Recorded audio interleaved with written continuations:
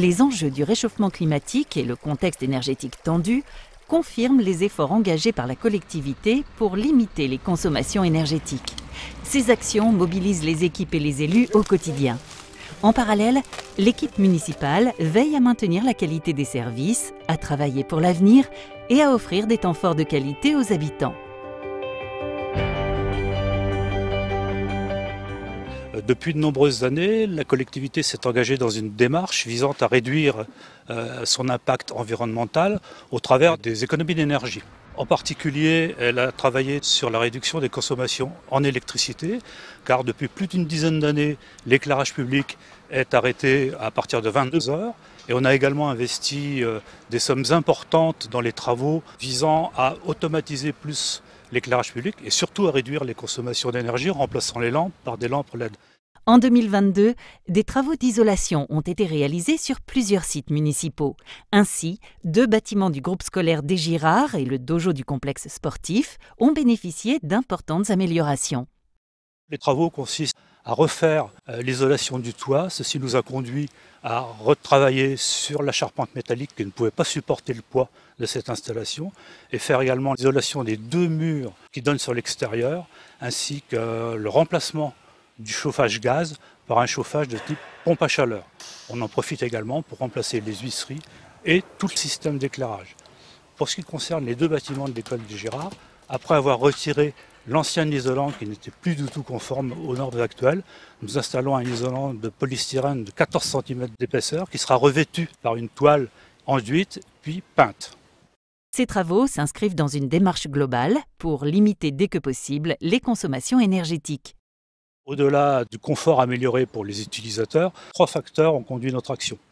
Premièrement, réduire bien sûr notre impact environnemental en réduisant les consommations d'énergie.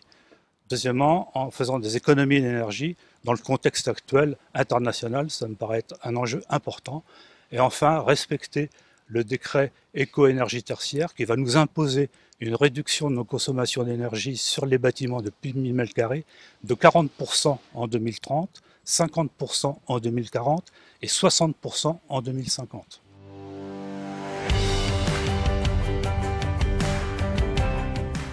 Au mois d'avril 2022, la ville a ouvert en mairie un espace France Service. L'équipe municipale et les services ont travaillé en lien étroit avec la préfecture de Loir-et-Cher pour remplir le cahier des charges exigeant que requiert l'ouverture de ce type de service. Vineuil s'est montrée très active et très volontaire pour accueillir un espace France Service dans les murs de la mairie pour plusieurs raisons. La première, c'est que Vineuil a pris ses responsabilités en tant que chef-lieu de canton et 4e ville du département. Vineuil a déjà un rôle de centralité avéré sur une partie du Sud-Loire. Et puis, deuxième raison, il y avait une logique et une certaine continuité dans l'accueil, dans le regroupement des services publics. Je rappelle que Vineuil a déjà une borne biométrique qui permet de faire les cartes nationales d'identité et les passeports. En tant qu'élu de terrain, on se rend compte quotidiennement de la difficulté de certains d'entre nous à accéder aux services publics. Alors, pour des raisons de déplacement, mais aussi pour des raisons d'aisance avec l'outil informatique. Et c'est là que le réseau France Service prend tout son sens avec les personnes qui sont là pour accompagner et former les habitants. Les démarches en ligne de la CAF, de la CPAM, de la NTS, de Pôle emploi ou encore du Centre des impôts peuvent désormais être réalisées au plus près des citoyens. Au niveau de l'organisation, suite à l'arrivée de cet espace France Service, nous avions comme obligation de recruter 2 agents à hauteur de 24 heures par semaine. Le souhait de la municipalité a été de les recruter à temps complet, de manière à offrir une amplitude de service horaire plus importante. Donc ces 2 agents ont intégré l'équipe existante du service population et elles sont là à raison de 35 heures semaine, elles ont été recrutées en temps complet. On ressent de la satisfaction parce que les agents sont contents de voir les gens les remercier et repartir heureux parce qu'on les a débloqués sur un dossier qui pour nous, utilisateurs du numérique au quotidien, peut paraître une petite broutille, mais qui pour ces gens-là les bloque réellement dans leur démarche.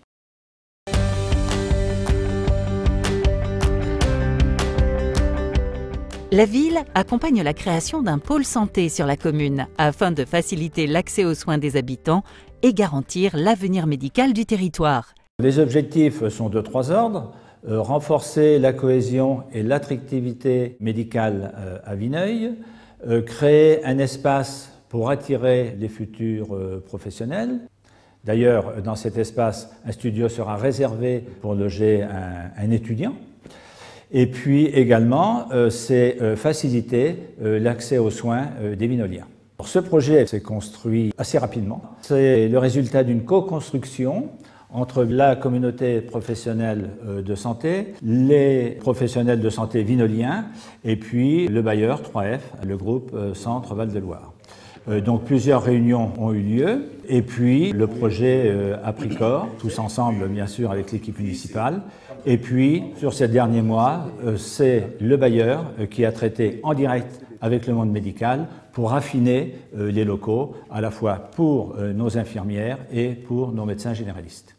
Pour rappel, 3F Centre Val-de-Loire, c'est un bailleur social de 12 000 logements qui est réparti sur 4 départements, le 45, le 41, le 37 et le 28. Son siège social est à Blois.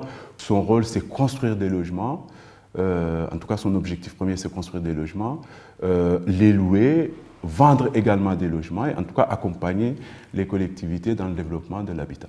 Ce pôle santé s'inscrit dans un projet plus global qui, on va dire, se caractérise par une mixité à 3 dimensions. La première, c'est une mixité sociale, puisque c'est un projet de 30 logements au total, 20 logements collectifs, 5 maisons individuelles de ville qui sont plutôt réservées à des primo-accédants, ce n'est pas des maisons à la location, c'est des maisons à vente. La deuxième dimension, c'est la dimension intergénérationnelle, puisque aux côtés de ces 5 maisons, on a les 20 logements collectifs qui vont accueillir prioritairement des seniors. Et donc la troisième dimension de cette notion de mixité, c'est effectivement la mixité d'usage, puisqu'on vient occuper le rez-de-chaussée de l'immeuble par le pôle santé, qui fera environ 400 mètres carrés, 5 cabinets de médecins généralistes, c'est relativement important, 4 cabinets d'infirmiers où vont se relayer pas moins d'une dizaine d'infirmiers. Le premier coup de pioche est prévu dès le début d'année 2023. 18 mois de travaux seront nécessaires pour faire sortir de terre ce projet, alliant logement et profession de santé.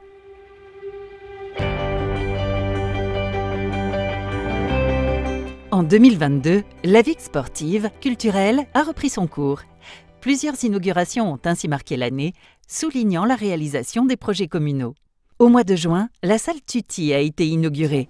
Elle accueille les percussions de l'école de musique, son orchestre, et permet également d'organiser projections et débats pour le plaisir de tous. Le 24 septembre, la visite de l'école des Noëls, agrandie et rénovée, ouvrait ses portes aux officiels pour une inauguration sous forme de visite guidée. Ces travaux, d'un montant de plus de 2 500 000 € ont bénéficié d'un large soutien de l'État et de la Caisse d'allocation familiale. Avec 600 mètres carrés supplémentaires et une cour entièrement rénovée, le groupe scolaire offre des conditions optimales aux jeunes vinoliens. Le mois de novembre a vu l'inauguration d'une nouvelle voie douce, réalisée pour favoriser les mobilités durables. Cet aménagement de 900 mètres, financé en grande partie par le Conseil départemental de Loir-et-Cher, s'inscrit dans le schéma directeur des voies douces de la commune. L'année se conclut avec l'inauguration officielle de l'espace France Service en mairie, qui accompagne les citoyens dans leurs démarches administratives les plus fréquentes. L'année 2022, ce sont aussi des temps forts municipaux attendus et des rendez-vous citoyens. Les élections présidentielles et législatives se sont déroulées sur tout le territoire, avec la remise d'une distinction pour la ville au vu du taux de participation important des électeurs vinoliens. Le goûter des anciens était de retour après 2 années de Covid. Un temps de convivialité en musique qui permet à nos seniors de se retrouver et à la ville d'honorer les plus anciens de nos concitoyens.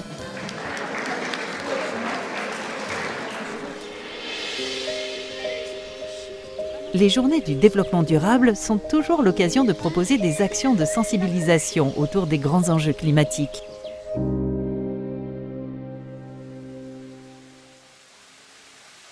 La rue de la République a été restructurée durant l'été. Un réaménagement complet, pensé en concertation avec les riverains, qui intègre les normes d'accessibilité, une meilleure signalétique et un radar pédagogique afin de limiter la vitesse des automobilistes.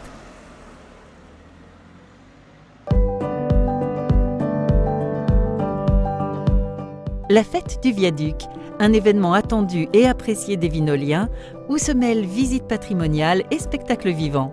Les artistes de la Smart Company ont magnifié les arches cette année. La poésie du cirque s'est poursuivie lors du spectacle Baltringue présenté à Vineuil qui a enchanté petits et grands.